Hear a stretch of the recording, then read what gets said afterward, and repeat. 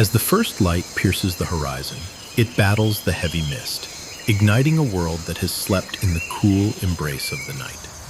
This is a realm of layers. From the canopy to the forest floor, every inch is a contest for sunlight. Moisture is the lifeblood of this ecosystem. Dewdrops, clinging to the architecture of the undergrowth, offer the first drink of the day. And as the temperature rises, so does the energy. High above, the troop awakens. For these primates, the canopy is a highway, a complex network of branches where agility is the currency of survival, joined by the choir of the forest where exotic birds flash their brilliant plumage, signaling territory and vitality in a world painted in green. But not all residents seek attention. Down below, mastery of the visible spectrum is a matter of life and death. The chameleon is a marvel of biological engineering. It doesn't just hide, it becomes its environment. In this theater of life, patience is just as deadly as speed. The forest floor is dissected by arteries of fresh water. Here, the dense canopy breaks, allowing shafts of golden light to warm the shallows. This is the neutral ground, where the thirsty must come and where the hungry wait. Silence falls. A shadow detaches itself from the ferns. The tiger, an apex predator perfectly designed for this terrain, emerges. Observe the shoulder muscles, power coiled like a spring. Unlike most felines, the tiger is at home in the water. He moves with a liquid confidence, his striped coat breaking up his silhouette against the reeds. He is not hunting now. He is patrolling a kingdom where he has no equal.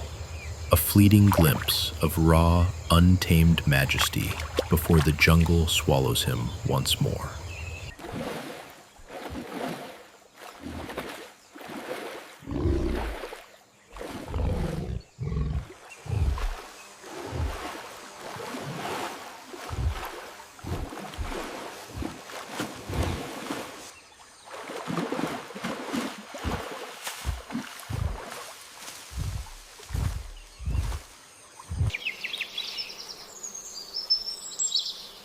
We leave the humidity of the tropics for a world stripped bare by wind and ice, the high alpine.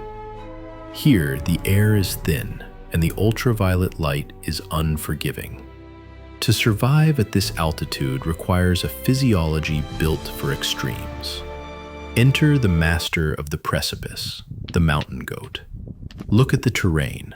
Loose shale and vertical drops that would spell doom for any other creature.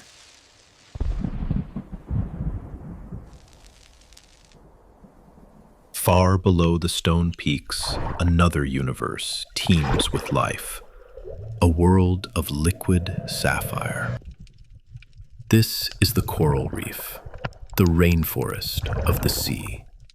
It occupies less than 1% of the ocean floor, but houses a quarter of all marine life. It is a chaotic, colorful symbiosis where schools of fish move as a single organism, a dazzling defense against confusion. Cruising through the currents is the sea turtle, an ancient mariner that has witnessed the rise and fall of continents.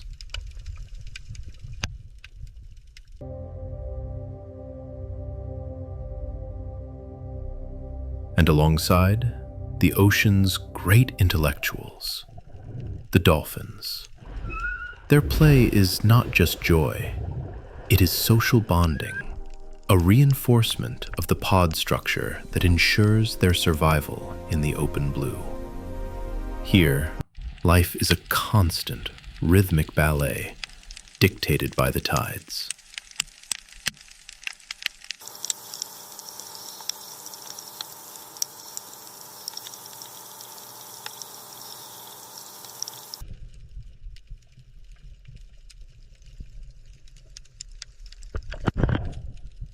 As the sun begins its descent, we travel to the cradle of megafauna, the African savanna, the golden hour. The heat of the day breaks, casting the plains in a dramatic amber glow, a signal for the pride. These lions are the lords of the scrubland, but even royals must drink. Notice the formation. The cubs are corralled, protected by the vigilance of the females. Waterholes are places of gathering, but also of ambush.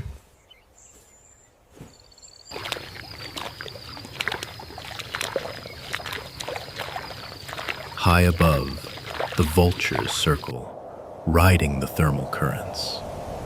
They are the patient beneficiaries of the savanna's brutal efficiency, waiting for the cycle of life to turn, as it always does, toward death. But on this planet, darkness is not an end.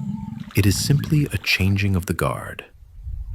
Back in the deep jungle, the sun's retreat reveals a secret world hidden in plain sight. Bioluminescence. A chemical reaction that turns the forest floor into a galaxy of living stars. Fungi and flora pulse with a ghostly radiance, a beacon for nocturnal pollinators. The day shift retires, and the creatures of the night emerge. A sloth moves through the glowing canopy, unhurried by the passage of time, while an owl watches, its eyes specialized mirrors amplifying the faintest glimmer.